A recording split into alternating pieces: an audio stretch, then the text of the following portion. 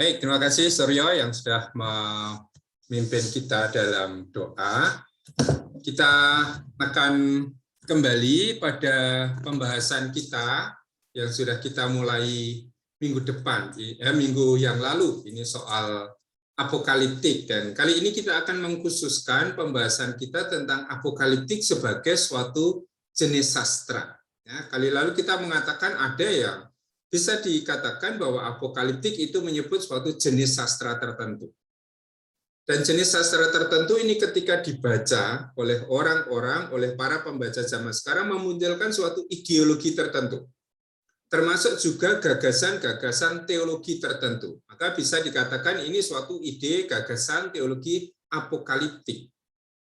Tidak hanya menciptakan suatu cara berpikir, wawasan atau gagasan, tetapi juga membentuk suatu perilaku tertentu. Katakanlah dulu zaman Santo Paulus ya, ketika dia melayani jemaat di Tesalonika, dia mengatakan bahwa Kristus yang bangkit akan segera datang lagi. Dan pemikiran ini lalu membentuk suatu cara hidup tertentu di antara orang-orang Tesalonika. Misalnya orang saling menegur, saling mengingatkan di dalam kehidupan moral bersama. Maksudnya apa? Supaya nanti kalau Yesus yang mulia itu datang lagi, parusia itu memang sungguh-sungguh terjadi, lalu semua orang itu siap menyambut kehadiran Tuhan, lalu dibawa bersama dengan mereka yang sudah meninggal itu ke langit. Gagasan-gagasan apokaliptik itu membentuk cara hidup tertentu, karena lebih mementingkan mempersiapkan diri secara moral bagi kedatangan Yesus. Lalu mulai ada orang yang malas bekerja, tidak mau bekerja. Kalau saya bekerja, besok Yesus datang, lalu untuk apa pekerjaan saya ini? Maka di 2 Tesalonika, Paulus itu punya suatu teguran. Barang siapa tidak bekerja, jangan ia makan. Mengapa orang tidak bekerja? Karena orang lebih mementingkan hidup moral, ya, hidup doa, saling meneguhkan, saling menegur dalam mempersiapkan kedatangan Kristus itu. Tapi akibatnya lalu mereka meninggalkan kewajiban-kewajiban hidup sehari-hari. Maka ditegur oleh Paulus. Berarti apokaliptik itu tidak hanya jenis sastra, tetapi juga suatu jenis teologi tertentu. Ya, suatu gagasan-gagasan yang memang cukup banyak dikenali di dalam sastra-sastra abad pertama, abad kedua ini. Dan pada akhirnya apa yang dipikirkan gagasan-gagasan teologi tertentu itu membangun cara hidup tertentu. Banyak kelompok yang sekarang kelompok-kelompok milenial itu kemudian juga membangun suatu cara hidup tertentu yang kadang-kadang juga eksklusif. Dan ini masih kita jumpai sampai pada zaman kita sekarang ini. Kelompok-kelompok tertentu yang mengambil suatu pola pikir apokaliptik yang menantikan kedatangan sesuatu di masa mendatang, di masa depan, dan saya mempersiapkan diri dengan sebaik-baiknya. Nah, kita akan mencoba melihat itu dari sastra apokaliptik menuju pada suatu teologi atau ideologi apokaliptik sampai pada suatu bentuk-bentuk konkret kehidupan jemaat-jemaat tertentu yang sampai zaman sekarang ini masih memegang teguh ide apokaliptik itu. Ya, sampai pada zaman kita sekarang ini. Maka ini 3 pokok bahasan yang akan kita bahas sepanjang perkuliahan kita sampai akhir semester. Nah, tentang sastra apokaliptik, ya. Kali lalu kita sudah mengatakan bahwa dalam Perjanjian Lama ini tidak kita jumpai suatu buku atau tulisan yang berjudul Apokalipsis atau Wahyu. Meskipun ada kitab seperti Daniel itu yang memuat di dalamnya suatu bentuk tulisan yang mirip dengan jenis tulisan yang kita temukan di dalam kitab Wahyu. Tetapi Daniel pun meskipun juga memuat penglihatan-penglihatan surgawi itu tidak pernah disebut sebagai apokalipsis. Satu buku yang menggunakan nama apokalipsis itu adalah kitab Wahyu. Maka di dalam bahasa Ibrani judul kitab Wahyu itu juga apokalipsis. Nah, baru pada tahap kemudian dalam zaman modern kata apokaliptik ini cukup banyak dipergunakan di dalam penafsiran-penafsiran atas kitab-kitab seperti Wahyu ini. Sehingga idenya memang sudah ada. Sejak para nabi, ide-ide tentang apokaliptik, sesuatu penyingkapan misteri oleh figur ilahi, itu sudah ada sejak zaman para nabi. Situasi penindasan yang sangat berat, ya, zaman-zaman setelah Alexander Agung. Ketika Israel itu praktis ada di bawah cengkeraman kekuasaan Helenis, bangsa Seleukus, itu lalu memunculkan suatu pemikiran-pemikiran yang baru. Di tengah-tengah orang-orang yang sedang mengalami krisis, mengalami penindasan, dan memunculkan suatu bentuk sastra yang baru. Katakanlah dulu teman-teman negro, ya, kulit hitam di Amerika dalam situasi ketertindasan, tidak berani apa-apa, ya, kemudian menemukan suatu bentuk lagu yang merupakan genre yang baru, ya, jenis lagu yang baru yang kita sebut sebagai rap itu, ya, dan kata-kata yang terus-menerus diucapkan dan pada akhirnya tidak hanya diucapkan sebagai kata dan kalimat, tetapi dilagukan. Situasi penindasan yang dulu dialami oleh bangsa Israel di bawah kekuasaan Seleukus ini juga rupanya memunculkan suatu jenis tulisan yang baru. Tidak hanya jenis tulisan yang baru, tetapi juga suatu teologi yang baru. Maka nanti kalau kita bicara tentang sastra apokaliptik, kita tidak hanya bicara tentang suatu jenis sastra yang sudah ada sebelumnya, yang meneruskan begitu saja teologi sebelumnya. Tetapi ini suatu bentuk sastra yang baru yang juga memuat paham-paham teologi yang baru. Nanti akan kita lihat, kosmologi yang lama itu pasti digunakan. Kalau kita bicara tentang apokaliptik yang ada di dalam Perjanjian Lama, pasti gagasan teologi Perjanjian Lama, kosmologi Perjanjian Lama digunakan. Tetapi ada sesuatu yang baru di situ. Dan yang baru itu adalah pandangan yang jauh mengarah ke masa depan. Yang dalam zaman para nabi, dalam zaman Perjanjian Lama, ini belum ada. Ya, zaman para nabi, zaman Perjanjian Lama, hidup kita itu akan berakhir di dunia ini. Tetapi kitab Makabe, kitab Putra Sirah, itu mulai mengarahkan pandangan jauh ke depan. Nah, nanti kitab-kitab apokaliptik juga akan mengambil gagasan itu. Ya, bahwa keselamatan itu juga akan terjadi nanti. Maka ini dinanti-nantikan, diharap-harapkan kedatangannya.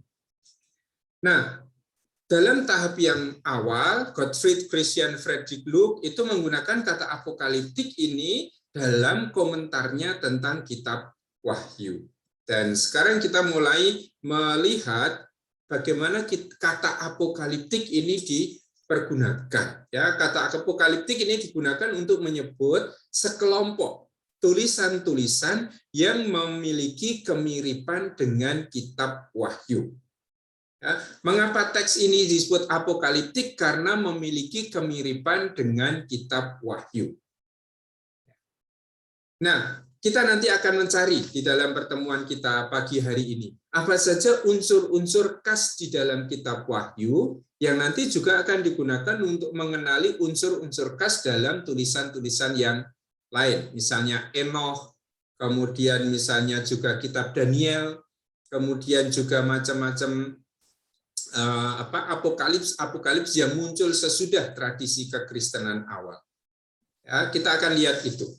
Maka kita sekarang menggunakan kata apokaliptik dalam perkuliahan kita bagian ini untuk menyebut kelompok. Karena ini ada sekian banyak tulisan. Kelompok tulisan-tulisan yang memiliki kemiripan dengan kitab Wahyu. Kemiripan dalam hal apa? Terutama dalam hal penyingkapan misteri surgawi oleh suatu sosok surgawi kepada seorang penerima manusiawi. Karena ini selalu ada di dalam tradisi apokaliptik. Ada suatu misteri ilahi yang tidak dikenali oleh manusia. Tetapi kemudian disingkapkan, dibuka. Nah, ini yang disebut sebagai apokaliptein, itu membuka atau menyingkap. Sehingga misteri yang semula itu tidak dipahami, sekarang mulai dipahami. Lihat contohnya di dalam kitab Wahyu ketika ada 420 orang, 420.000 orang yang berpakaian putih dan di dahinya itu ada cap anak domba. Lalu orang yang melihat vision itu bertanya, siapa mereka itu? Dan figur ilahi itu menjelaskan, mereka adalah orang-orang yang sudah membasuh jubahnya dalam darah anak domba. Artinya mereka orang-orang Kristiani yang pada zaman itu mengalami banyak penindasan, penganiayaan, hidup sebagai martir, menumpahkan darahnya. Jadi mereka itu membasuh jubah mereka dalam darah anak domba. Nah, ini misteri-misteri yang juga dinyatakan di dalam jenis sastra yang kita kenal sebagai sastra apokaliptik ini. Maka kita akan menggunakan kata apokaliptik dalam kesempatan ini untuk menyebut kelompok tulisan-tulisan yang memiliki kemiripan dengan kitab Wahyu, terutama dalam hal penyingkapan misteri-misteri surgawi, misteri ilahi oleh sosok ilahi kepada penerima manusiawi.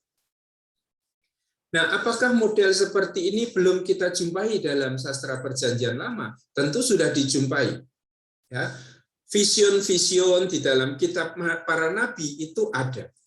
Bedanya apa? Para nabi yang melihat gambaran itu, penglihatan itu tidak dibawa ke suatu realitas surgawi.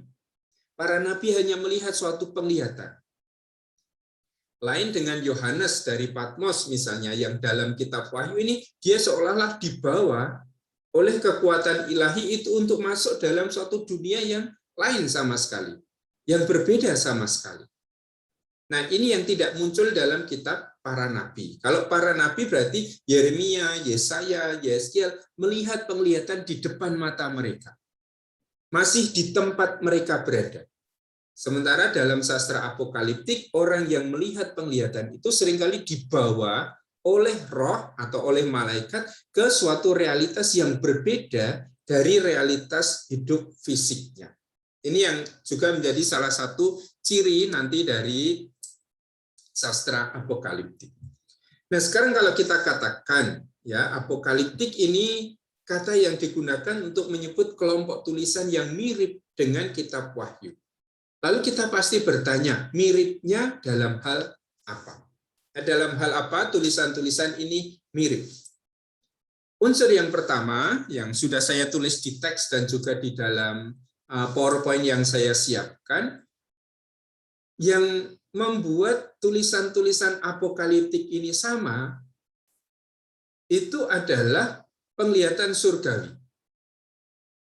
Ya, ada suatu, bagaimana saya menyebut ya, kalau ada seorang raja dan kemudian punggawa-punggawanya itu sedang mengadakan pertemuan.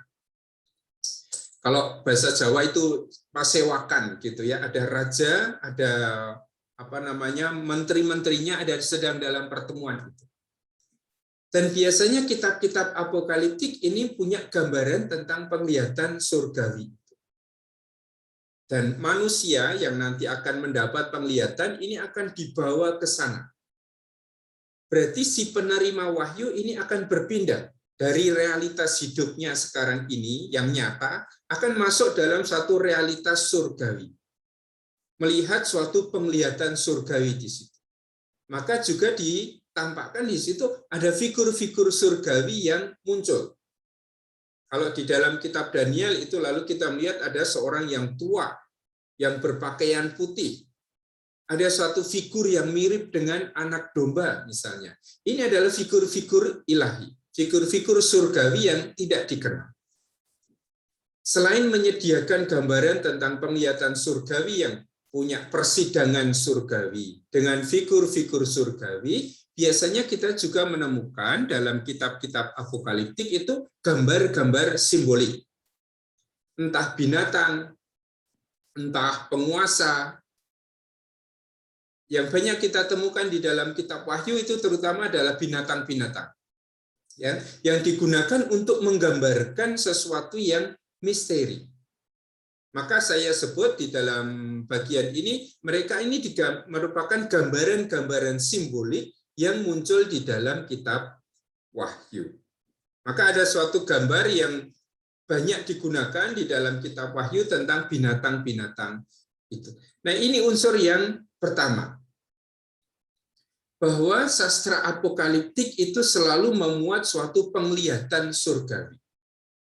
Misteri surgawi itu akan dinyatakan di situ. Oleh siapa? Oleh satu sosok ilahi sebagai orang yang memberitakan misteri itu.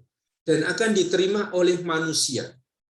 Tetapi manusia itu sudah dibawa ke persidangan surgawi. Di mana ada figur-figur surgawi, di mana juga ada gambar-gambar simbolik yang nanti akan banyak dimunculkan. Nah, ini unsur yang pertama yang selalu kita temukan di dalam kelompok kitab apokaliptik atau jenis sastra apokaliptik ini. Yang kedua, yang tadi sudah saya sebut juga, dalam penglihatan surgawi itu selalu ada figur ilahi yang memberi wahyu. Maka yang memberi wahyu ini bukan sosok manusia. Yang memberi wahyu ini adalah figur ilahi yang dalam pengandaian kita mempunyai pemahaman yang utuh akan misteri yang nanti akan dinyatakan. Nah, siapa figur ilahi yang memberikan pewahyuan ini biasanya adalah Allah sendiri. Atau kalau tidak malaikat. Atau kalau tidak bala tentara surgawi. Ya, sehingga banyak kita temukan di dalam kitab-kitab apokaliptik ini figur-figur ilahi, entah itu Allah, entah itu malaikat, entah itu bala tentara surgawi yang mewahyukan misteri yang tersembunyi.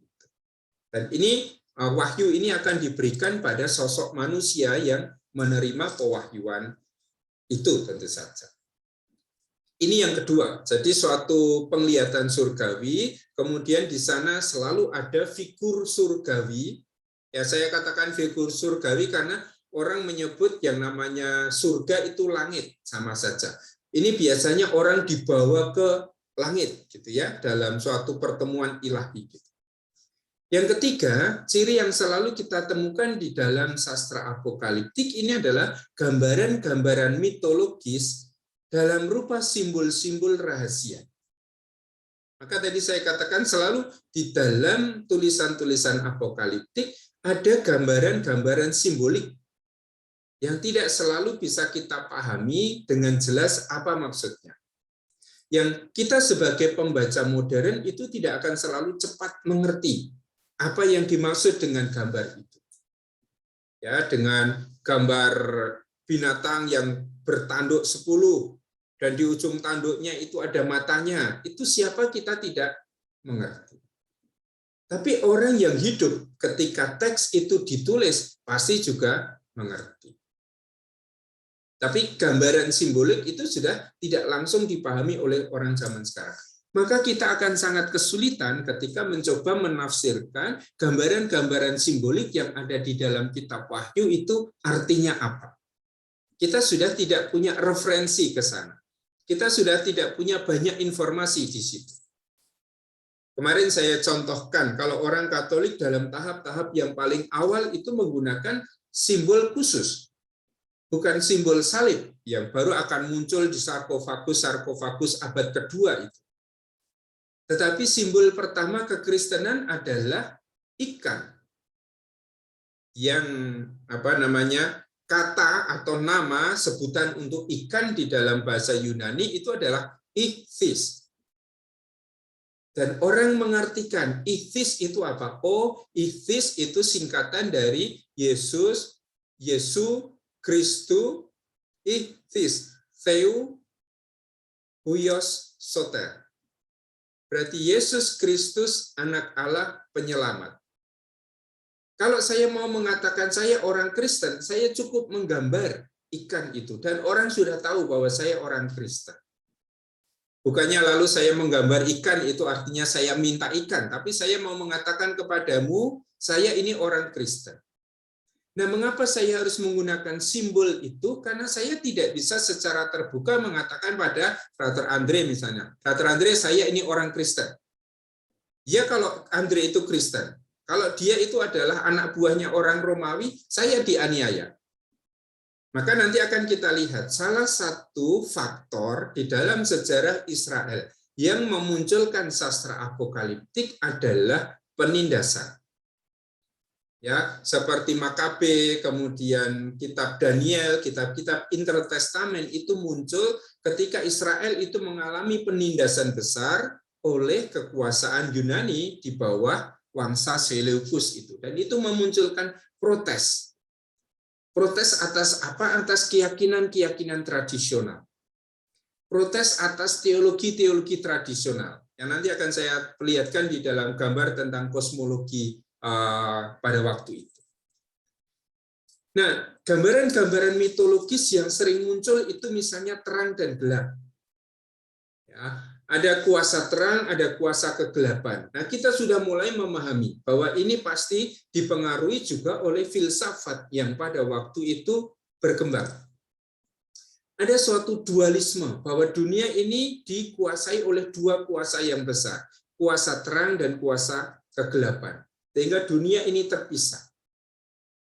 Termasuk juga kita manusia di sini terpisah begitu jauh dari realitas ilahi itu. Apa yang ada di dalam realitas ilahi ini tidak bisa dikenali oleh manusia. Sehingga kalau manusia mau mengenali realitas ilahi, harus ada yang namanya pewahyuan. Entah itu sebutannya gnosis.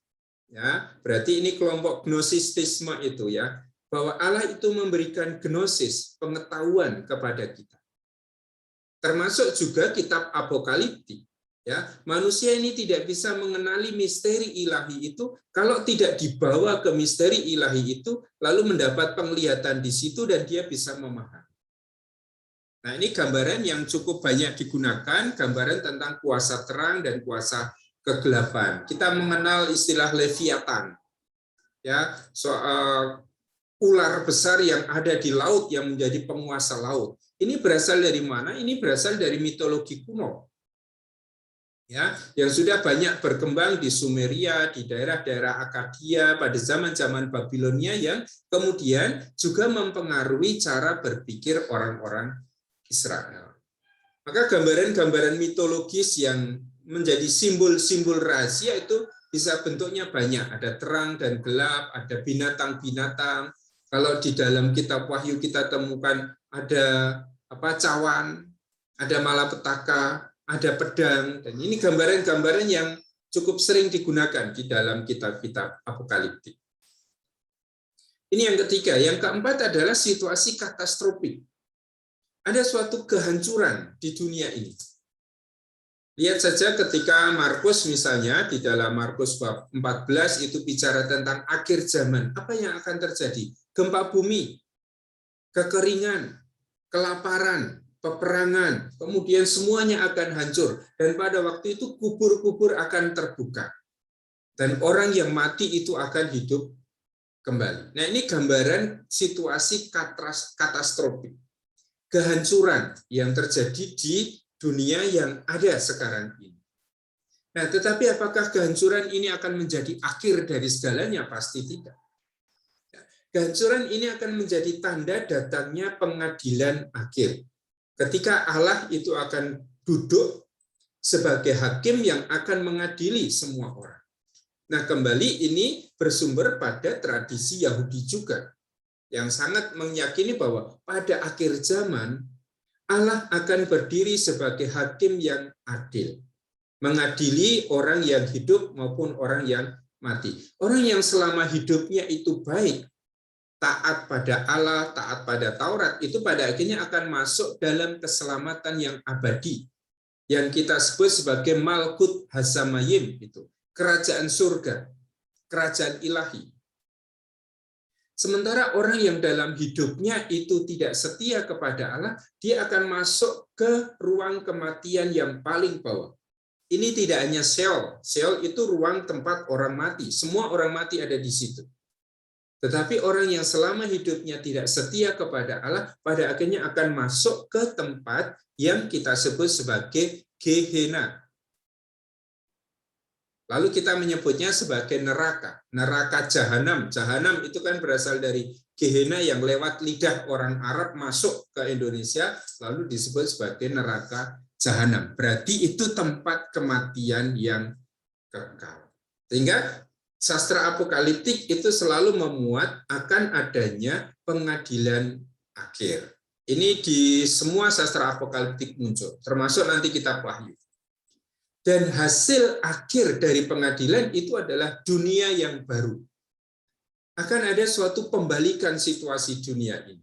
Dari dunia yang tadi yang hancur, yang tidak setia, menjadi dunia yang baru. Dari Yerusalem yang lama menjadi Yerusalem yang baru. Dari bait Allah yang lama menjadi bait Allah yang baru. Dari langit dan bumi yang lama menjadi langit dan bumi yang baru.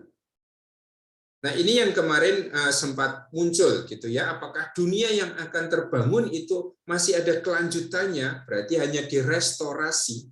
Ya, dunia yang diubah kembali menjadi lebih baik.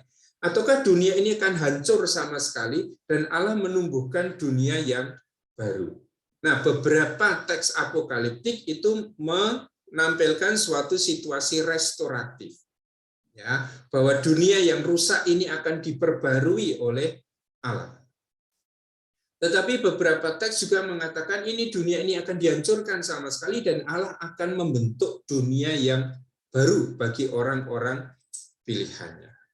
Nah, ini 6 elemen yang biasanya muncul di dalam sastra apokaliptik. Muncul di dalam kitab Wahyu yang nanti akan kita baca, muncul juga di dalam sastra-sastra apokaliptik yang lain. Baik, untuk elemen-elemen sastra apokaliptik, apakah ada tanggapan atau pertanyaan terlebih dahulu?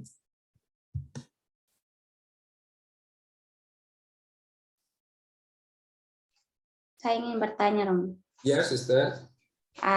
Dengan segala unsur yang tadi sudah diungkapkan oleh Romo itu, dan Romo juga mengatakan bahwa gambaran-gambaran mitologi yang digunakan di sastra apokaliptik itu membuat kita mengalami kesulitan dalam menafsirkan. Yang mau saya tanyakan itu, apakah kita masih bisa menafsirkan apa apokaliptik ini dengan metode yang sudah kita pelajari selama ini, Romo? Terima kasih.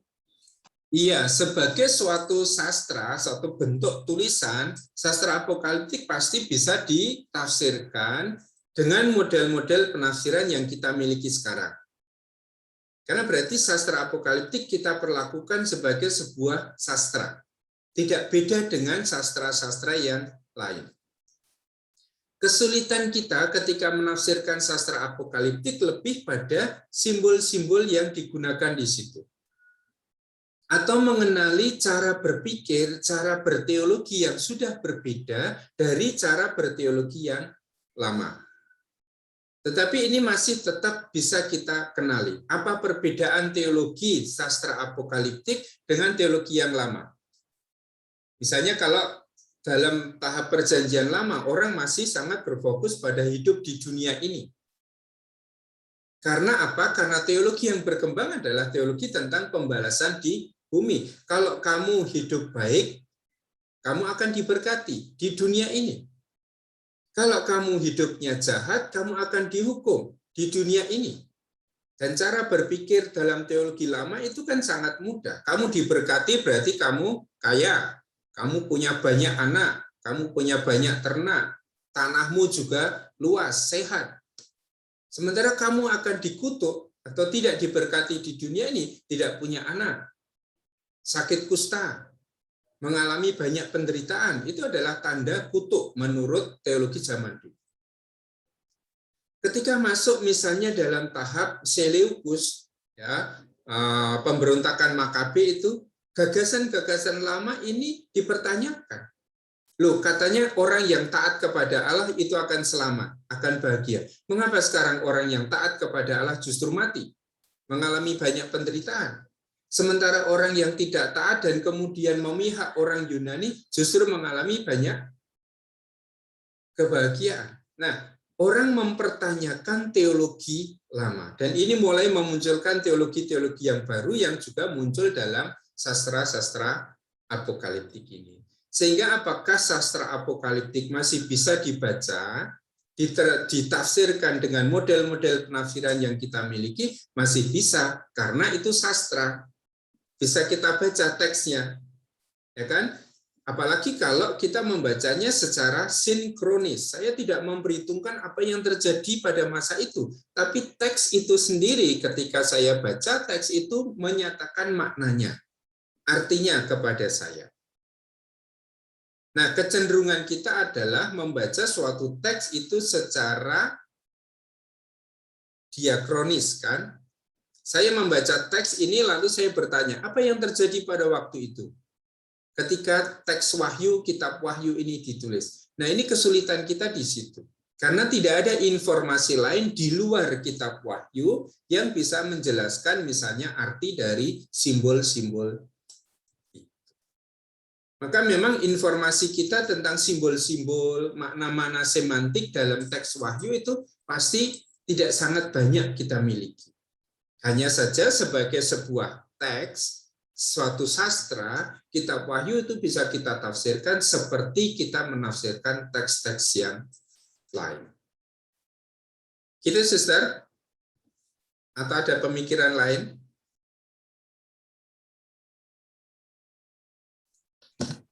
Saya mau bertanya. Ya.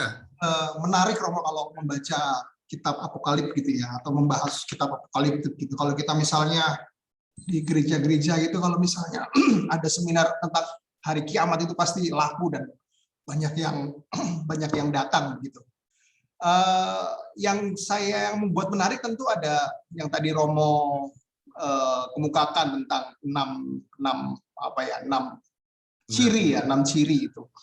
Dan yang tentunya paling disorot adalah tentang adanya kehancuran, Romo. Dan saya jadi berpikir, apakah dengan membaca kitab Apokalips itu kita bisa menyimpulkan bahwa akhir zaman itu identik dengan kehancuran atau chaos begitu. Dan ini mungkin ada kaitannya juga dengan fase hidup manusia ya, yang pada akhirnya akan mengalami kehancuran badan, kehancuran jiwa begitu. Apakah juga apa artinya syarat kebaruan adalah kehancuran, atau mungkin apokaliptik itu adalah mungkin ya, ini pemikiran saya, mungkin bisa dikoreksi lagi atau mungkin dibenarkan, diluruskan. Apakah mungkin sastra apokaliptik itu bagaimana manusia memaknai kodratnya sebagai makhluk yang pada akhirnya akan mati atau akan hancur? Itu Romo mungkin kita bisa berdiskusi atau bagaimana? Iya, ya. Sastra apokaliptik itu selalu memuat sangat banyak bagian yang besar itu kehancuran. Ya, lihat misalnya di dalam kitab Wahyu, ada pedang yang pertama hilang, muncul pedang yang kedua, muncul pedang sampai 7 pedang. Cawan, penderitaan, cawan yang pertama berakhir, muncul cawan yang kedua, penderitaan yang lebih berat. Cawan yang kedua hancur, muncul cawan yang sampai yang ke-7.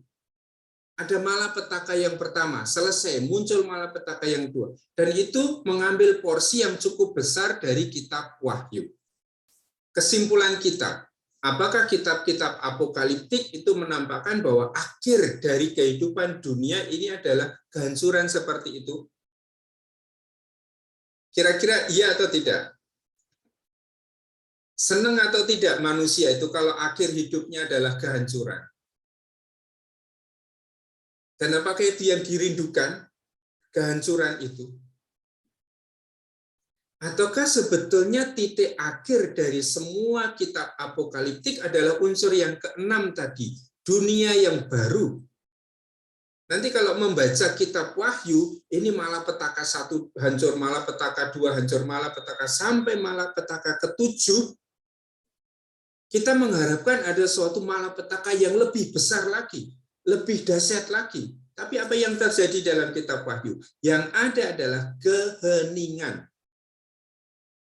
Yang muncul adalah dunia yang baru, langit yang baru, Yerusalem yang baru. Dan dunia yang baru inilah yang justru memikat banyak orang pada sastra apokaliptik. Bukan kehancurannya. Karena selalu idenya adalah dunia baru ini memang akan didahului oleh situasi katastrofik itu. oleh kehancuran, oleh penderitaan, oleh perang, oleh kelaparan. Tapi ini bukan akhir. Yang menjadi akhir adalah dunia yang baru ini. Jadi situasi katastrofik ini seperti ujian. Apakah orang akan bertahan dalam kesetiaannya pada Allah tentu saja atau tidak? Kalau dia bertahan, dia mengalami pengadilan akhir, dialah yang pada akhirnya akan diselamatkan. Itu di dalam kitab Wahyu misalnya digambarkan dalam 420 orang yang berjubah putih itu. Yang dalam situasi kehancuran memang dalam situasi krisis memang mengalami penderitaan, mati. Maka diartikan membasuh jubah dalam darah anak domba, masuk dalam kemartiran. Tetapi mereka yang mengalami kemartiran inilah yang justru mendapat stempel di dahinya, cap anak domba itu. Dan merekalah yang pada situasi yang akhir akan mengalami pembalikan situasi dunia. Mereka yang selama hidupnya dalam krisis berat bertahan pada akhirnya menderita, merekalah yang akan mengalami keselamatan. Sementara orang yang dalam krisis besar ini tidak bertahan, merekalah yang pada akhirnya itu akan mengalami kematian. Maka yang Frater amati tadi betul. Apalagi kalau kita melihat film Apokalips itu, yang ditampilkan adalah kehancuran. Ya, senang sekali orang kan melihat suatu kehancuran besar. Ya, dari sudut sinematografis itu bagus. Tetapi apakah apokaliptik, sastra apokaliptik itu berfokus pada kehancuran itu atau pada munculnya dunia baru yang dirindukan oleh orang-orang yang waktu itu mengalami krisis? Bayangkan kitab Daniel, kitab Makabe itu. Ditulis ketika orang Israel itu mengalami krisis berat. Orang yang hidup setia kepada tradisi Yahudi justru mengalami penderitaan. Ingat ada ada seorang ibu dengan 7 anaknya dipaksa makan babi. Anaknya dipaksa makan babi, tidak mau dibunuh sampai 7 anaknya itu mati. Pada akhirnya tinggal ibu itu. Dan ibu ini dipaksa untuk makan babi. Dan dia tidak mau. Maka pada akhirnya dia juga dibunuh. Ini adalah simbol orang Yahudi yang dalam krisis yang berat tetap berpegang pada tradisi Yahudi.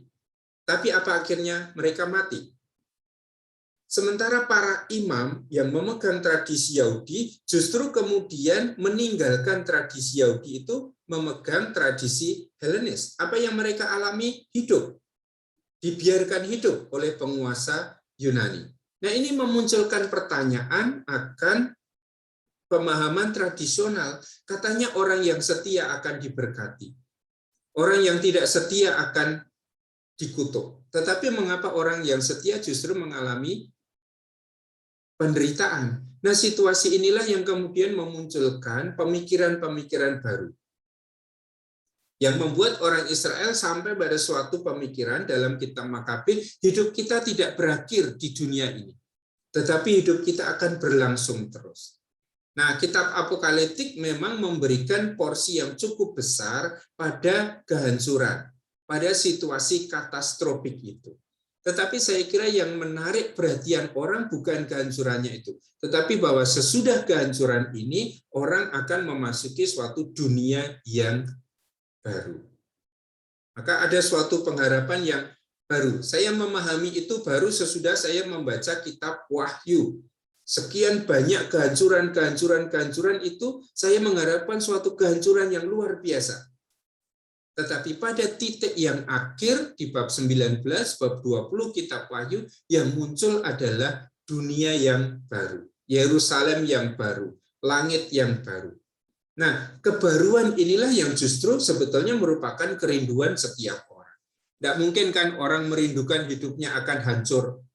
Tetapi saya merindukan kehidupan yang baik, yang baru. Meskipun saya harus mengalami macam-macam krisis yang besar itu. Saya kira itu pengamatan yang bagus. Memang porsi pada kehancuran itu besar, karena yang dialami oleh orang-orang yang membangun sastra apokaliptik itu adalah situasi krisis yang besar. Sedang mengalami penindasan yang hebat. Tetapi mereka yakin penindasan ini justru menguji kita. Kalau kita keluar dari penindasan ini sebagai orang yang benar, pada akhirnya akan ada pembalikan. Sekarang kita menderita karena ketaatan kita, tetapi besok kitalah yang akan mengalami sukacita itu. Sementara teman-teman saya yang justru meninggalkan kesetiaan pada tradisi iman saya, sekarang selamat. Tapi lihat, nanti kamu akan menjadi orang yang disebut orang Jawa itu intiping neraka, gitu ya keraknya neraka. Itu kata. Jadi mulai dipersiapkan dalam pemahaman kita bahwa sabsa apokaliptik itu tidak berakhir pada kehancuran itu, tetapi pada suatu dunia baru yang diciptakan. Contoh yang kemarin saya katakan, David Koresh itu pada tahun 90 juga mengatakan itu. Akhir zaman ini akan ditandai dengan apa? Kedatangan pasukan. Nanti kalau kita dikepung oleh pasukan, itulah tanda bahwa akhir zaman itu akan tiba. Maka David Koresh dan kelompoknya itu sudah mempersiapkan senjata di dalam kamp tempat mereka tinggal itu. Dan ketika mereka diserang oleh tentara Amerika, David Koresh bisa mengatakan inilah akhir dunia yang datang. Maka mereka melawan penyerangan itu. Sampai akhirnya kelompok ini memang pada akhirnya mati bunuh diri. Tapi apakah mereka mengharapkan akhir dari kehidupan mereka adalah kehancuran ini? Pasti tidak. Mengapa mereka membekali diri dengan senjata-senjata itu? Mereka melawan orang-orang yang menyerang mereka. Pada akhirnya mereka mengharapkan suatu tatanan hidup baru dalam diri mereka, dalam dunia yang mereka hadapi. Gitu, Frater. Terima kasih, Romo. Terima kasih. Sebentar saya pasang kabel di stop kontak. Baterai saya habis.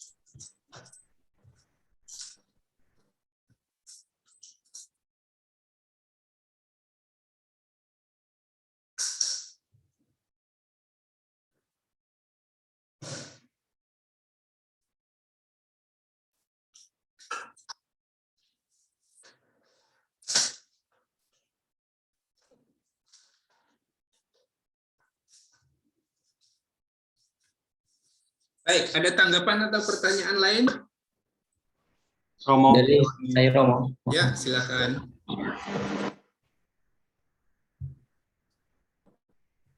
Baik, dari saya Romo, dari Walter.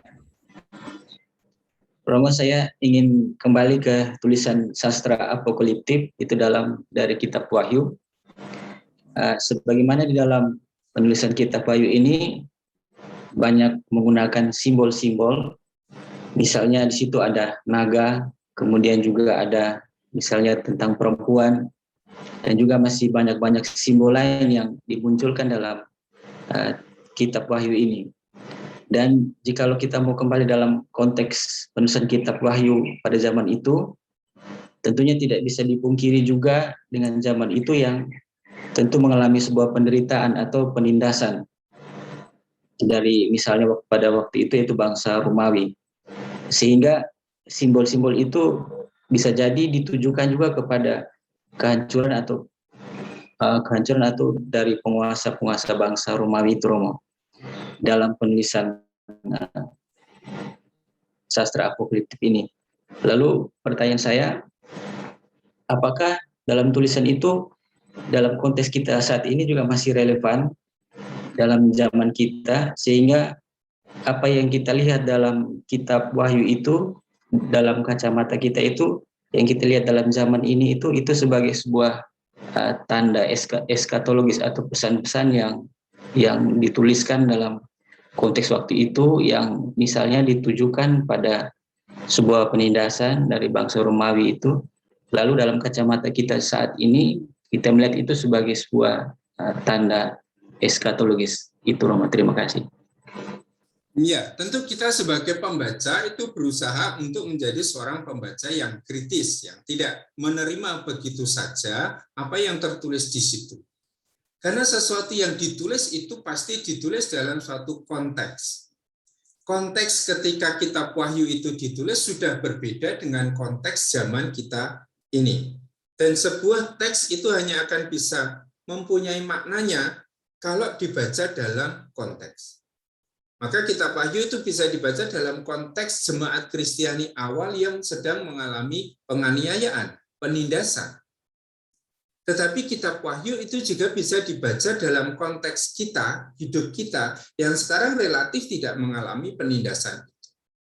Maka konteks asli teks kitab Wahyu dengan konteks kita yang membacanya itu sudah berbeda. Nah, apakah kita zaman sekarang bisa menggunakan cara berpikir masa lalu, kitab Wahyu itu, untuk menunjukkan sesuatu yang akan terjadi pada hidup kita ini? Tentu tidak serta-merta bisa seperti itu. Tema-tema utama kitab Wahyu, ya, bahwa kesetiaan itu akan mendatangkan kehidupan, itu pasti masih bisa kita baca sekarang ini. Tetapi gambaran tentang angka anak setan itu 666, kemudian itu diartikan apa untuk zaman kita, terlalu sulit untuk kita paham. Kalau seperti itu, tidak ada suatu pembanding teks yang lain, angka 666 itu akan ditafsirkan sedemikian rupa. Kalau ada 100 orang, akan ada 100 penafsiran. Dan mana yang benar kita tidak ngerti. Mana pemaknaan yang lebih objektif sesuai dengan situasi zaman itu, pasti kita kesulitan untuk memahami. Maka kita bisa menafsirkan apa yang ada di dalam kitab Wahyu itu sebagai petunjuk, sebagai tanda untuk hidup kita zaman sekarang ini. Tetapi tidak diambil mentah-mentah gitu ya, tanpa pengolahan, tanpa sikap kritis, tanpa analisa yang lebih sesuai dengan cita rasa, cara berpikir kita sebagai orang modern ini. Sehingga tidak semua hal yang ada di dalam kitab Wahyu itu lalu bisa kita katakan itu menunjukkan sesuatu untuk dunia kita zaman sekarang. Persis seperti itu. Begitu, Walter. Terima kasih, teman SCY tadi, Dehon.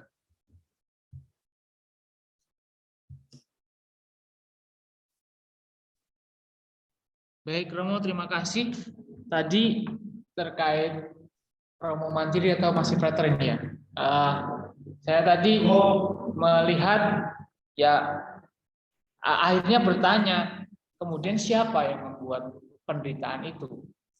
Kemudian kalau kita kontekskan zaman sekarang, misalnya tadi Romo katakan sebagai tanda untuk melihat atau ya apa ya, aba-abalah dari nanti akan adanya akhir zaman yang diwahyukan itu yang ada dalam kitab Wahyu.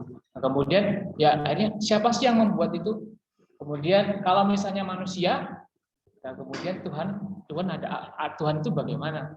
Itu Romo. Itu saja Romo. Ya. Baik. Yang tadi dikatakan Frater Andre ya, bahwa sastra apokaliptik itu juga merenungkan atau berusaha untuk memahami situasi yang sedang dihadapi. Mereka memang bicara tentang masa depan, tetapi mereka bicara tentang apa? Tentang situasi konkret yang sedang mereka hadapi sekarang ini.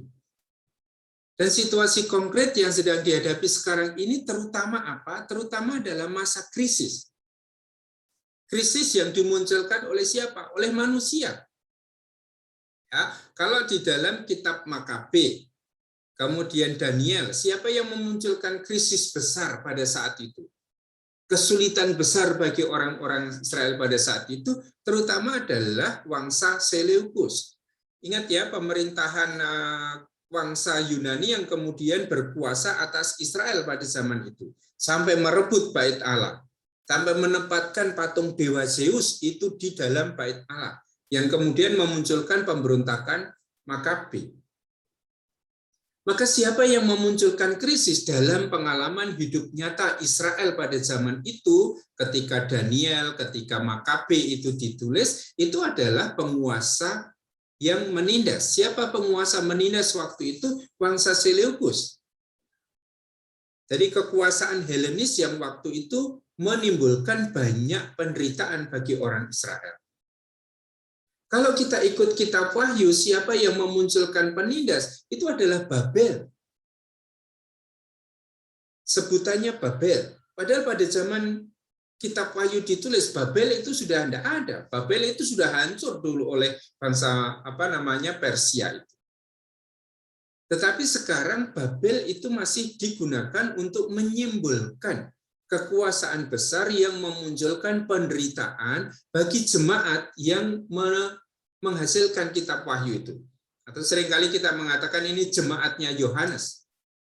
Nah, siapa yang memunculkan krisis besar dalam zaman jemaat Yohanes adalah penguasa Roma.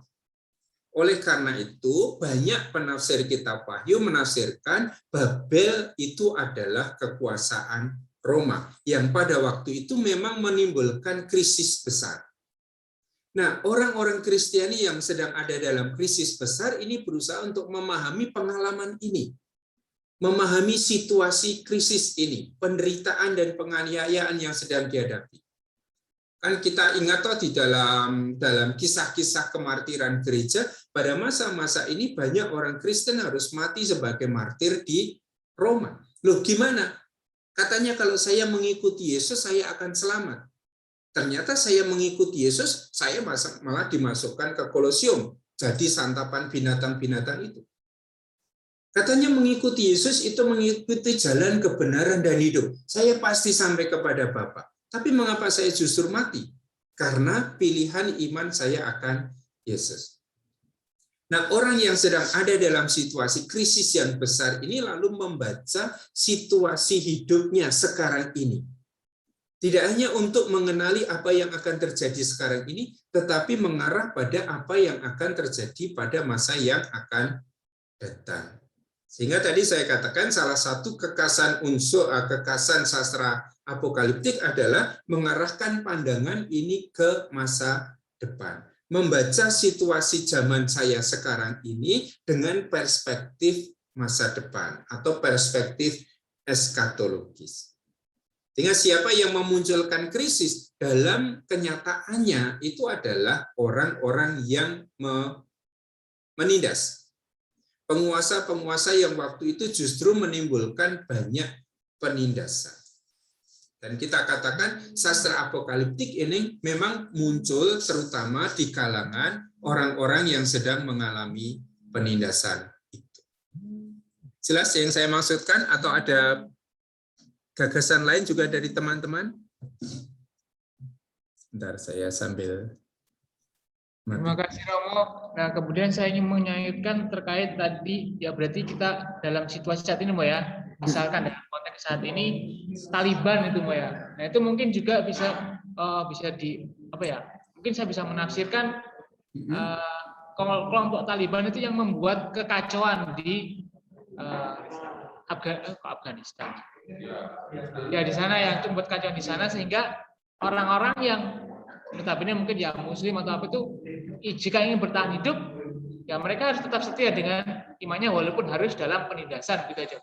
Secara simpel. Iya. Terima kasih. Siapa tadi? Frater Doni? Ya, baik Romo. Saya mau menanyakan setidaknya dua hal. Yang pertama, Romo, saya ingin tahu, mungkin pertanyaan simpel saja. Yohanes dari Patmos ini apakah juga Yohanes Rasul murid Yesus? Satu itu yang berdiri di bawah kaki salib Yesus. Lalu yang kedua, kisah sengsara dan kebangkitan Yesus itu menurut saya itu sudah semacam penyingkapan bahwa seseorang yang mengalami penderitaan, dalam hal ini Yesus, itu yang bertahan setia, lalu di akhir hidupnya itu menjadi bisa dibaca bahwa dia mengalami kehidupan yang baru, kehidupan yang lain dari yang lain karena berkat keteguhan, kesetiaan, keloyalan pada Bapa. Dan itu murid-murid di sekitar itu, para rasul itu saya anggap bisa membaca situasi itu ya. Lalu mereka membentuk semacam umat Kristiani perdana yang dikisahkan di Kisah Para Rasul. Nah, apakah Kitab Wahyu ini sebenarnya fungsinya itu melengkapi karena waktu itu banyak umat yang belum paham, lalu mungkin bisa dibaca bahwa Yohanes dari Patmos yang menerima wahyuan di Pulau Patmos itu diutus untuk istilahnya memberitakan lebih jauh, menyingkapkan apa yang pernah Yesus alami sendiri secara historis, atau seperti apa posisinya antara Wahyu dan kitab dan kisah sengsara dan kebangkitan Yesus? Itu Romo, terima kasih. Iya. Apakah Yohanes dari Patmos yang ada di Wahyu itu sama dengan Yohanes yang menulis Injil Yohanes, dia yang berdiri di kaki salib Yesus? Itu tidak pernah ada pernyataan eksplisit yang menyatakan itu. Hanya dari model berteologinya, dari jenis sastranya, dari pilihan-pilihan kata, tema-temanya, memang lalu orang mengatakan bahwa Injil Yohanes, kemudian 3 surat Yohanes, dan kitab Wahyu ini berasal dari tradisi yang sama. Nah, apakah ini Yohanes ini adalah Yohanes murid Yesus, ya Yohanes Rasul yang juga dikatakan menulis Injil Yohanes? Tidak pernah dikatakan seperti itu. Ya, tetapi bahwa semua informasi yang ada dalam Injil Yohanes, dalam 3 surat Yohanes, juga dalam kitab Wahyu bersumber pada kesaksian Yohanes, atau istilah Injil Yohanes, kesaksian murid yang dikasihi Tuhan, itu iya. Sehingga orang bisa mengatakan bahwa ini berasal dari suatu lingkup jemaat yang relatif sama. Di dalam Injil Yohanes itu sudah sangat jelas bahwa jemaat Yohanes sedang mengalami krisis yang besar. Masih ingat ya Injil Yohanes itu? Dalam situasi krisis, ketika orang memilih untuk mengakui Yesus sebagai Mesias, apa yang akan terjadi? Mereka akan dibunuh. Yohanes bab 9 ayat 22 itu. Orang Yahudi sudah sepakat bahwa semua orang Yahudi yang mengimani Yesus sebagai Mesias akan dikucilkan dari sinagoga. Dikucilkan tidak hanya tidak ikut ibadah, tetapi juga mengalami penganiayaan dan pembunuhan. Akibatnya apa? Banyak murid yang menyangkal Yesus. Banyak murid yang meninggalkan iman akan Yesus, kembali jadi orang Yahudi. Banyak murid yang sembunyi-sembunyi, seperti Yusuf dari Arimatia itu, karena krisis besar yang sedang dihadapi. Maka Frater tadi mengatakan kisah sengsara kematian Yesus itu menunjukkan sesuatu yang lain. Injil Yohanes menunjukkan justru ketika Yesus disalib, itulah Yesus ditinggikan, Yesus itu dimuliakan. Karena ketaatan sampai akhir itu. Dan ini sudah berkembang juga dalam pemikiran Paulus kan. Paulus itu mengartikan salib itu bukan sebagai kehinaan, bukan sebagai suatu hukuman bagi penjahat. Tapi salib itu adalah ketaatan. Dia mengambil rupa hamba menjadi manusia taat sampai mati disalib. Apakah hidup Yesus hanya berakhir di mati disalib? Paulus mengatakan, dan karena itulah Allah meninggikan dia, mengaruniakan kepadanya nama yang mengatasi segala nama. Maka penderitaan Yesus itu diceritakan panjang lebar, tetapi akhir dari penderitaan Yesus adalah ketika dia ditinggikan, dimuliakan, menerima nama yang mengatasi segala nama. Nah, model seperti itu, teologi seperti itu masih juga diteruskan di dalam kitab Wahyu. Penderitaan itu akan banyak, malapetaka itu akan terus-menerus kita hadapi.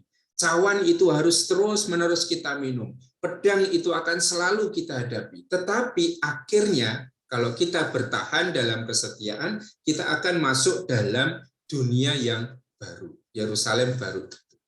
Sehingga betul bahwa kisah sengsara itu sudah memuat suatu penafsiran jemaat Kristiani akan peristiwa hidup Yesus.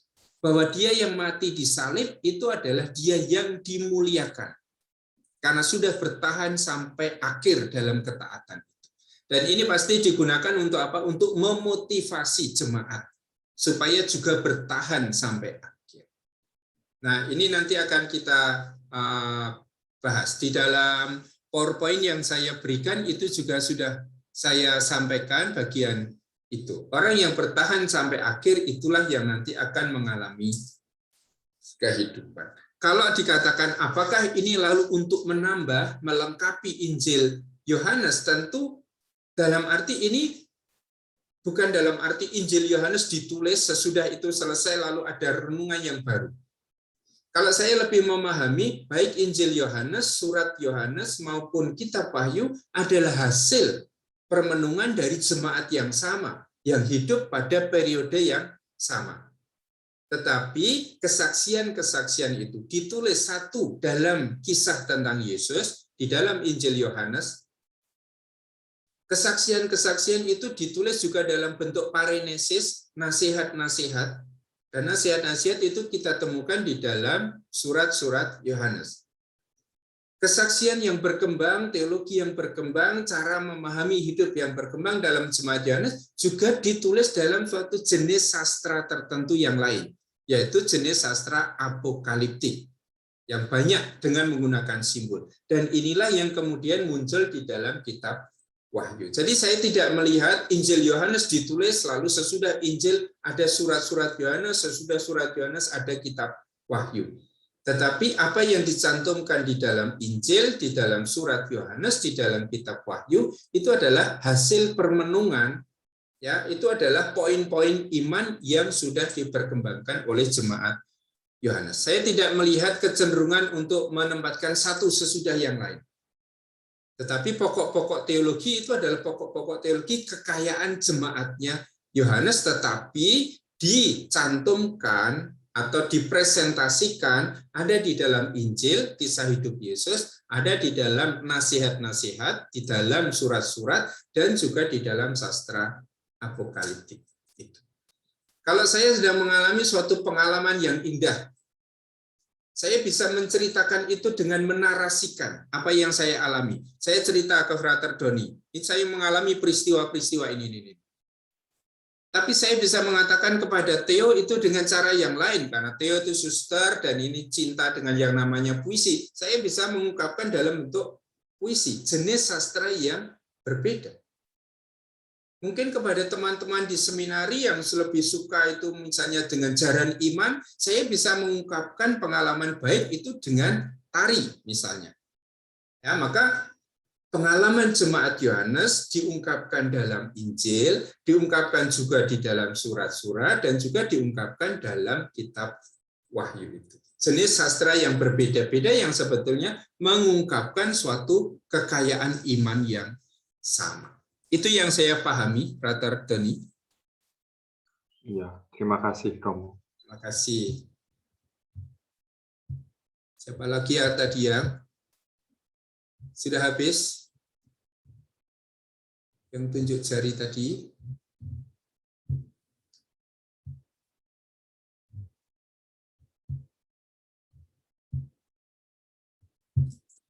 Baik, saya akan melanjutkan nanti saya buka PowerPoint dari sini.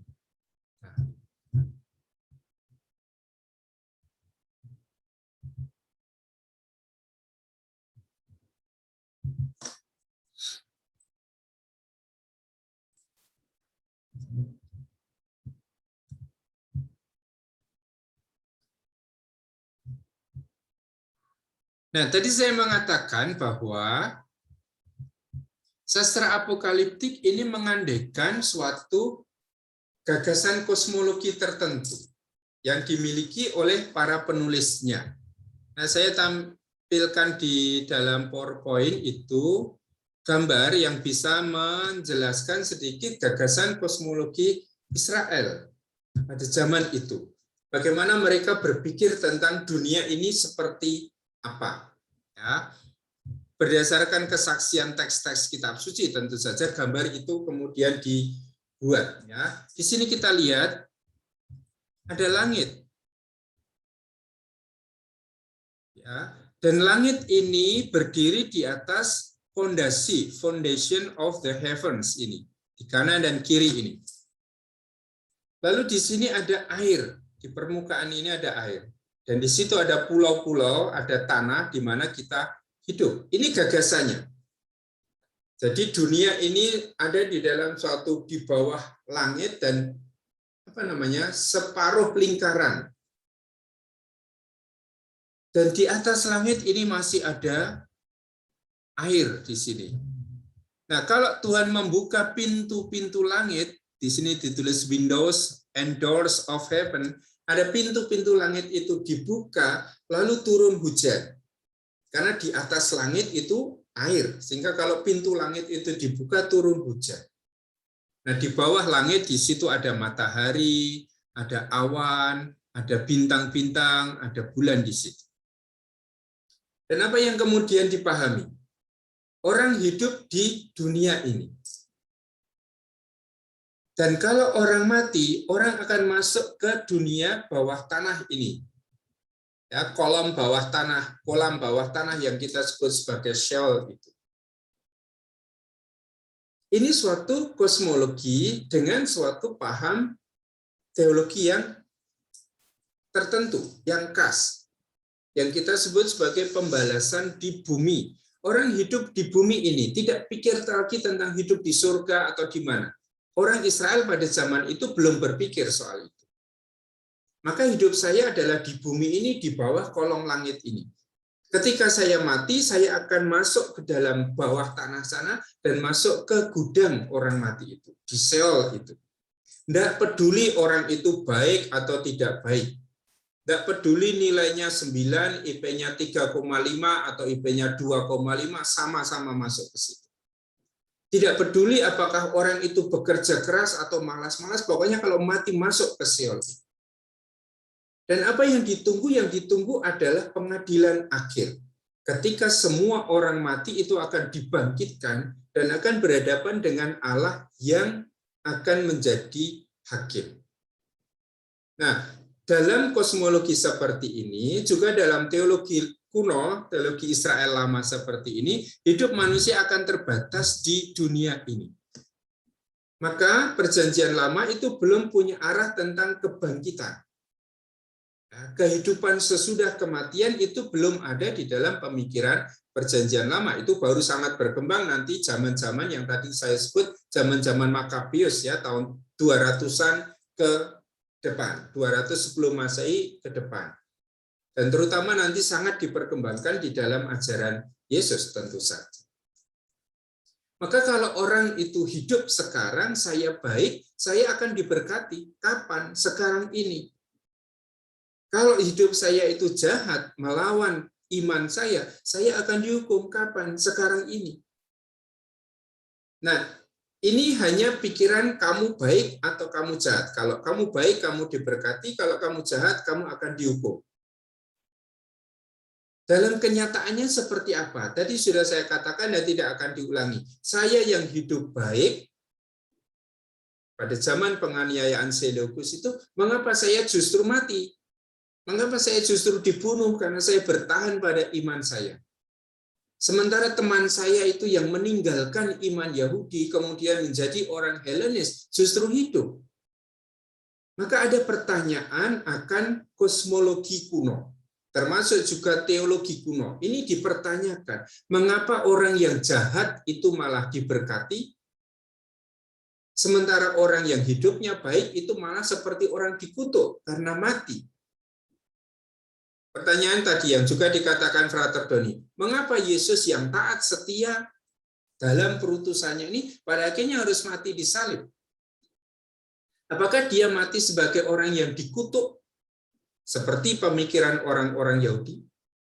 Ataukah dia justru mati sebagai orang yang bertahan dalam kesetiaannya ini? Dan Paulus mengartikan itu. Lihat Paulus, semula dia mengartikan salib itu sebagai kutuk. Dan dia mengatakan bahwa Yesus yang mati di salib itu adalah Yesus yang dikutuk oleh Allah.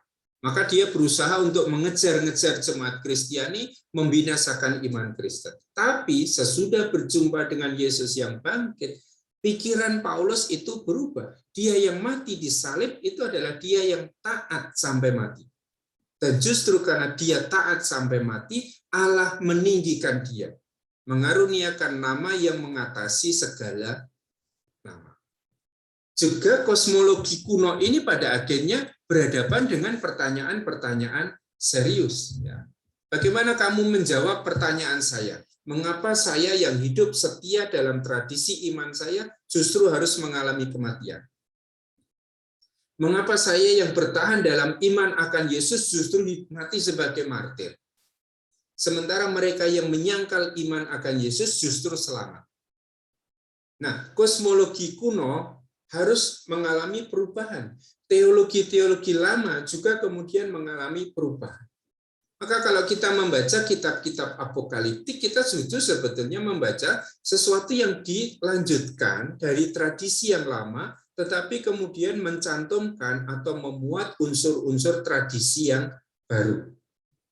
Dari kehidupan yang terbatas hanya pada dunia ini, sekarang ini, pada suatu dunia yang akan datang. Dunia eskatologis, pada apa yang kita sebut sebagai eskaton, akhir sana. Maka hidup manusia tidak hanya diarahkan pada yang sekarang ini, tetapi diarahkan pada suatu visi ke depan. Sekarang ini saya sedang menghadapi krisis, penganiayaan. Sekarang ini saya menderita. Sekarang ini saya mati. Tapi lihat, di masa depan, kamu yang hidup dalam kesetiaan di tengah penderitaan, justru kamu akan mengalami kehidupan. Sementara teman-teman kita yang meninggalkan kesetiaan akan iman kita, sekarang hidup enak, kaya, ya, punya banyak anak, punya banyak ternak, segala sesuatunya tercukupi. Tapi lihat, mereka yang sekarang ini tidak setia tetapi hidup bahagia, pada akhirnya mereka itu akan diadili oleh Allah.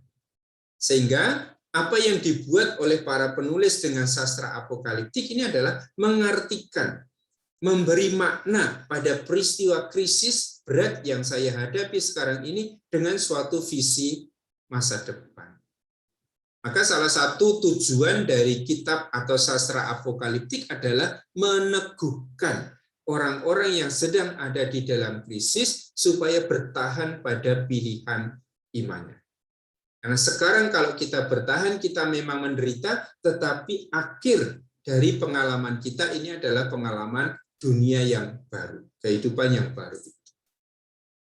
Maka itu suatu gambaran kosmologi yang di satu sisi itu memang digunakan, ya, kosmologi perjanjian lama itu digunakan, tetapi juga diubah, diperbaiki. Ya, ada suatu visi masa depan yang sudah sangat jelas muncul di dalam kitab-kitab apokaliptik.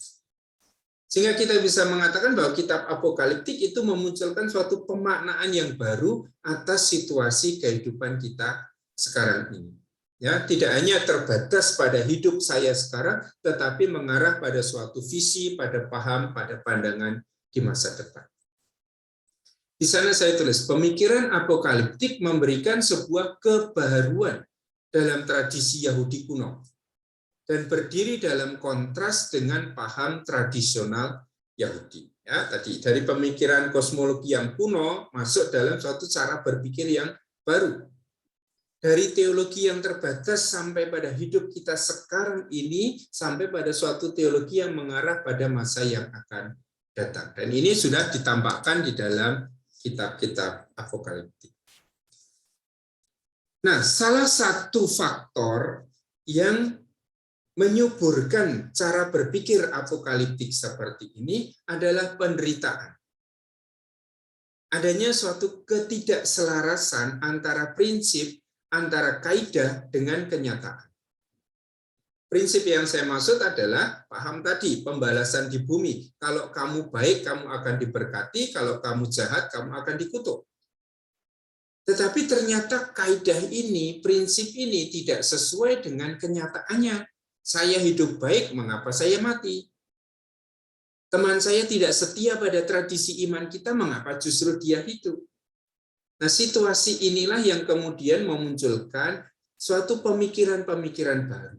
Orang mempertanyakan tradisi religiusnya. Orang mempertanyakan kaidah-kaidah, prinsip-prinsip iman yang lama. Dan berusaha untuk menjawab pertanyaan-pertanyaan itu dengan membaca ulang situasi yang sedang mereka hadapi, yaitu penderitaan, krisis besar. Dan sastra apokaliptik itu ditulis untuk, antara lain ditulis untuk meneguhkan orang yang ada dalam penderitaan, dalam krisis, supaya mereka tetap bertahan sampai akhir. Ya, ini elemen-elemen yang ada di dalam sastra apokaliptik. Lalu bagian terakhir dari PowerPoint saya itu, saya mencoba menunjukkan satu saja definisi tentang apa itu apokaliptik atau sastra apokaliptik ya. Sekali lagi dalam pertemuan kita ini kita hanya bicara tentang sastra apokaliptik, belum bicara tentang teologi apokaliptik ya. Saya kutip dari John Collins itu. Apokaliptik itu a genre of revelatory literature with a narrative framework. Jadi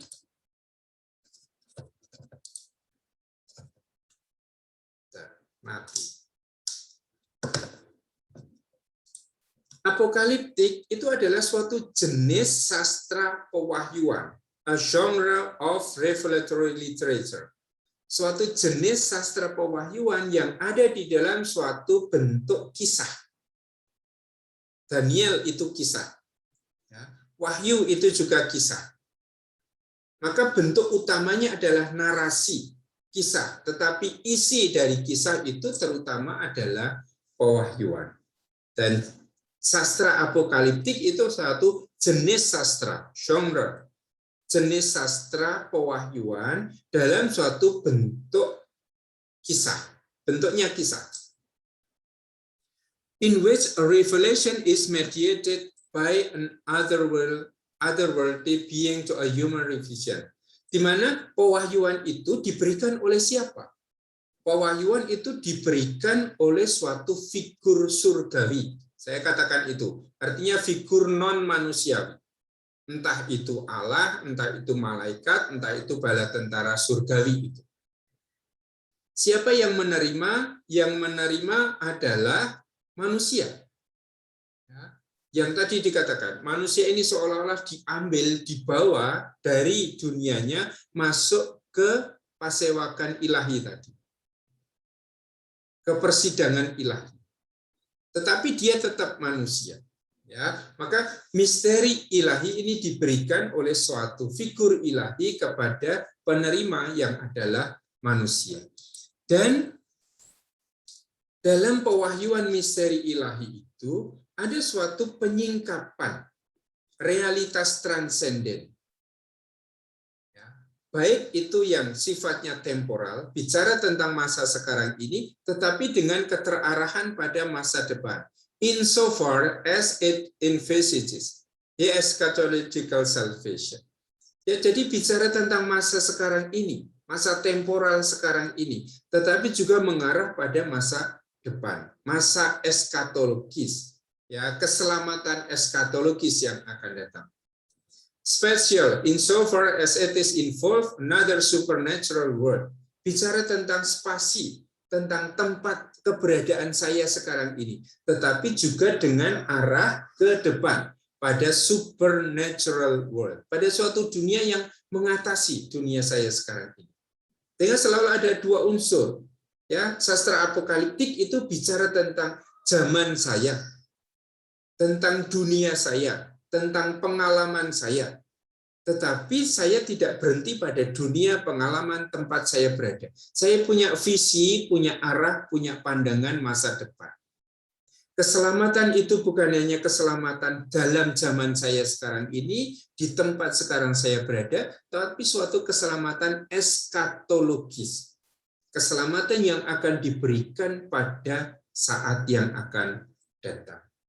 Dan ini yang menjadi bagian dari sastra apokaliptik. Maka kalau ini mau digunakan sebagai definisi, silakan. Menurut saya ini definisi sastra apokaliptik yang baik. Suatu jenis sastra pewahyuan dalam bentuk kisah. Isinya apa? Pewahyuan misteri ilahi. Oleh siapa? Oleh sosok ilahi, bukan manusia. Tetapi misteri ilahi itu disingkapkan, diwahyukan, apokaliptein kepada sosok manusia. Nah, misteri ilahi ini tidak hanya bicara tentang hidup saya sekarang ini. Ya, memang bicara tentang hidup saya sekarang ini, dalam krisis berat saya, dalam penindasan yang saya hadapi, dalam kesulitan-kesulitan saya. Tetapi juga menyingkapkan sesuatu yang akan terjadi pada masa yang akan datang. Misteri ilahi itu bicara tentang tempat di mana saya berada sekarang ini, tetapi juga bicara tentang sesuatu yang nanti akan saya huni. Ya, supernatural world, suatu dunia yang mengatasi dunia saya sekarang ini. Nah, ini satu definisi yang baik yang bisa dipergunakan lebih lanjut. Nah, sekarang terakhir tentang fungsi. Apa fungsi sastra apokaliptik? Salah satunya tadi sudah saya katakan, dan ini umum dikenali oleh banyak peneliti. Sastra apokaliptik itu punya fungsi untuk meneguhkan. Meneguhkan siapa? Meneguhkan suatu kelompok masyarakat yang sedang ada dalam krisis besar. Entah penindasan, entah penganiayaan, entah kesulitan hidup, entah kelaparan, entah peperangan. Ya, Makabe itu pasti peperangan situasinya. Untuk apa? Untuk meneguhkan mereka yang sedang ada dalam situasi krisis ini supaya tetap bertahan di dalam pengalaman iman mereka. Kalau kita membaca Makabe itu praktis itu adalah usaha dari Yudas Makabeus untuk membuat orang Israel bertahan dalam pilihan iman mereka. Jangan mau dipengaruhi oleh orang-orang Yunani.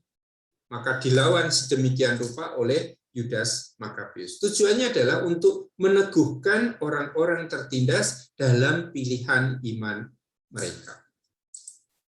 Selain untuk meneguhkan, ada juga untuk menumbuhkan suatu pemikiran atau menumbuhkan suatu tindakan tertentu, atau juga untuk menguatkan jiwa revolusioner. Ya, orang yang sedang diserang, orang yang sedang mengalami kekalahan itu akan diteguhkan dengan sastra apokaliptik. Sekarang kita menderita, sekarang kita kalah, sekarang kita ditawan, sekarang kita dibuang, tetapi pada akhirnya kita akan dipulihkan.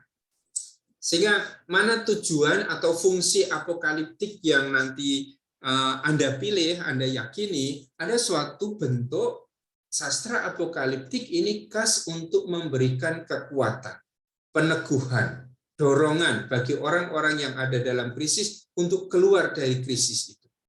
Supaya mereka tetap bertahan dalam kesetiaan mereka. Jangan meninggalkan iman mereka kalau dalam tradisi perjanjian lama.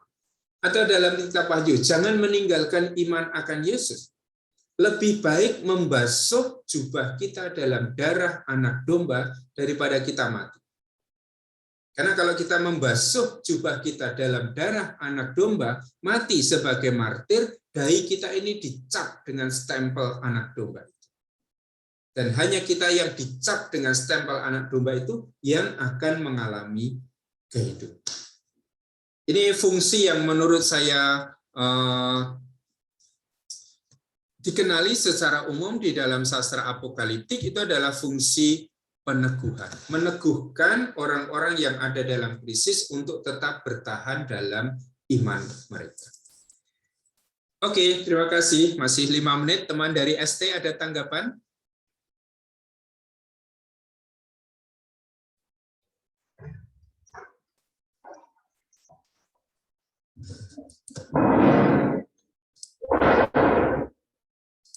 Ya, suara saya masuk ya Romo ya? Ya, masuk. Romo, saya Bram dari ST. Setelah mendengarkan apa yang Romo sampaikan tadi, itu menarik semua. Maksudnya itu bisa diikuti, bisa dipahami. Terus ada di dalam hati saya itu ada sedikit hal kecil yang menggelitik, tapi cukup mengganjal bagi saya. Ketika kita berbicara tentang sastra itu kan sebagai sebuah genre itu kan yang salah satu hal yang kita perhatikan adalah diksi atau pemilihan kata begitu. Apalagi kata itu kan akhirnya nanti akan digunakan untuk tanda kutip menafsirkan. Misalnya tentang simbol-simbol itu, arti kata itu. Nah, ketika saya mendengarkan tadi, karena kita berbicara tentang kitab Wahyu juga yang nanti akan kita kaitkan dengan teologinya, itu kok saya agak bertanya-tanya dengan makna kata heaven. Karena tadi itu di PowerPoint-nya itu kan dituliskan di situ ada doors and windows of heaven. Nah, heaven itu kan diartikan sebagai langit di situ, jadi pintu langit. Nah, sedangkan itu juga kalau kita baca kitab suci Kejadian 1 ayat 1 itu jelas sekali dikisahkan di sana bahwa pada mulanya Allah menciptakan langit dan bumi. Jadi kata yang digunakan untuk menerjemahkan kata heaven ini itu kan langit. dan bumi. Dan kalau bahasa Inggrisnya sepertinya juga in the beginning God created heaven and earth, begitu. Nah, tetapi bagaimana kita bisa membedakan kata yang sama heaven itu ketika digunakan untuk mengacu kepada kata langit, itu kata yang sama itu juga mengacu kepada surga.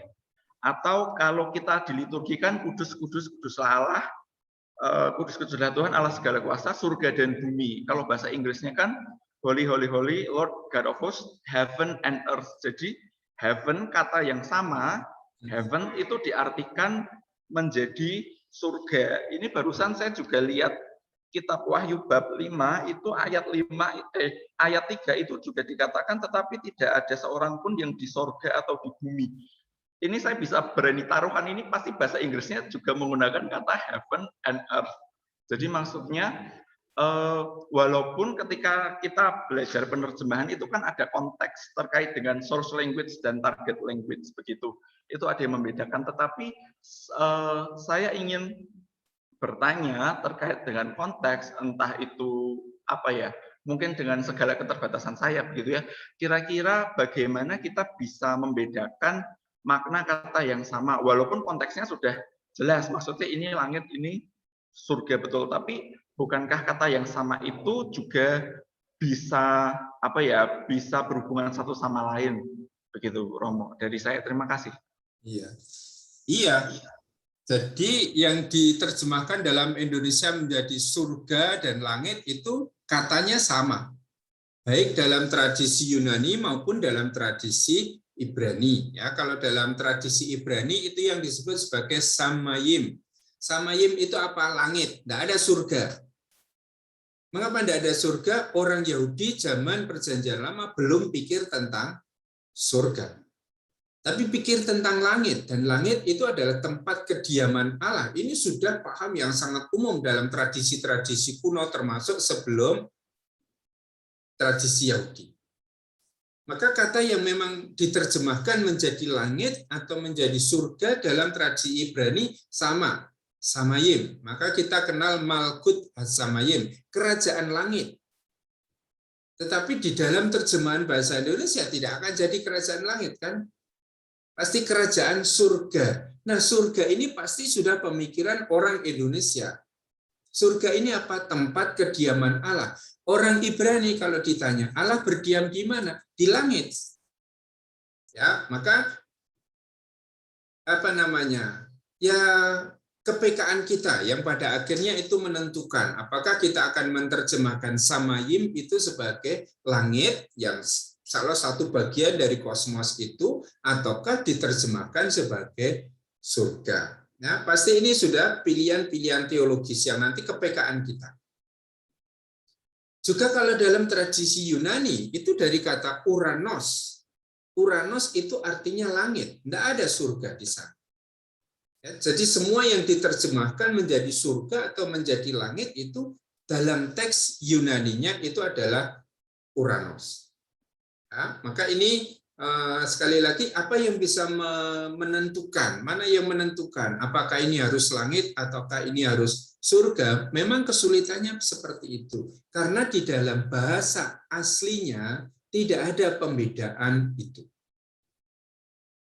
Ya, kita kenal kata Kyrios dalam bahasa Yunani, Tuhan. Di dalam bahasa Indonesia bisa menjadi Tuhan, bisa menjadi Tuhan. Kita kenal Baal di dalam bahasa Ibrani. Dan itu bisa menjadi Tuhan, bisa menjadi Tuhan. Kadang Yesus dipanggil sebagai Tuhan, tetapi pada saat tertentu dia akan disapa sebagai Tuhan. Maka ini sekali lagi menjadi bagian dari kepekaan kita sebagai orang yang membaca. Suatu teks dibaca dalam konteks kisahnya, lalu kata itu akan memunculkan maknanya. Apakah yang dimaksud itu adalah langit, dalam arti bagian dari kosmos kita, ataukah yang dimaksud sebetulnya adalah surga, tempat kediaman Allah itu. Dalam teks Yunani pasti masih digunakan Uranu. Ya, Basileia tu Uranu, kerajaan langit itu. Tapi dalam bahasa Indonesia pasti sudah jadi Basileia tu Uranu, itu terjemahnya kerajaan surga. Apa yang bisa menentukan mana surga atau langit itu adalah teks itu sendiri. Dan konteks teks itu sendiri yang akan menentukan. Sama seperti kemarin ada yang menerjemahkan nature dalam bahasa Inggris itu sebagai alam. Padahal nature di dalam pembahasan filosofis kita itu artinya kodrat. Maka satu kata dalam bahasa Inggris itu sudah bisa diterjemahkan. Ya, dua-duanya benar, tetapi konteksnya yang nanti akan menentukan pemaknaan. Begitu, Bram. Jadi kepekaan kita sebagai orang yang menafsirkan dan juga letak kata itu di dalam konteks kalimatnya, konteks pengisahannya itu yang biasanya akan memunculkan, menampakkan makna. Oke, terima kasih. Terima kasih. Lalu satu hal tentang presensi, saya ternyata ada kesalahan di situ. Masih bisa diisi nanti hari ini, sepanjang hari ini mengisi. Karena waktunya nanti akan saya perpanjang sampai malam, jadi masih bisa diisi, jangan khawatir. Terima kasih saudara kita sudah mengingatkan soal presensi ini. Baik teman-teman, saya kira kita sudah cukup sampai jam 9. Minggu depan kita akan membaca Kitab Wahyu bab 18 sampai 20 yang merupakan puncak dari Kitab Wahyu tadi. Setelah aneka macam bencana, aneka macam cawan, aneka macam pedang, sekarang akan datang pada puncak Kitab Wahyu, yaitu dunia baru, Yerusalem yang baru, langit yang baru itu. Itu akan kita gunakan sebagai model untuk mengenali yang tadi, elemen-elemen yang biasanya ditemukan di dalam sastra Apokaliptik. Oke, terima kasih untuk pertemuan kita pagi hari ini. Kita akan bertemu kembali hari Rabu yang akan datang. Mari kita akhiri dengan tanda kemenangan Kristus. Dalam nama Bapa dan Putra dan Roh Kudus. Amin. Terima kasih, sampai bertemu kembali hari Rabu yang akan datang. Terima kasih Romo. Terima kasih, saya akhiri pertemuan kita.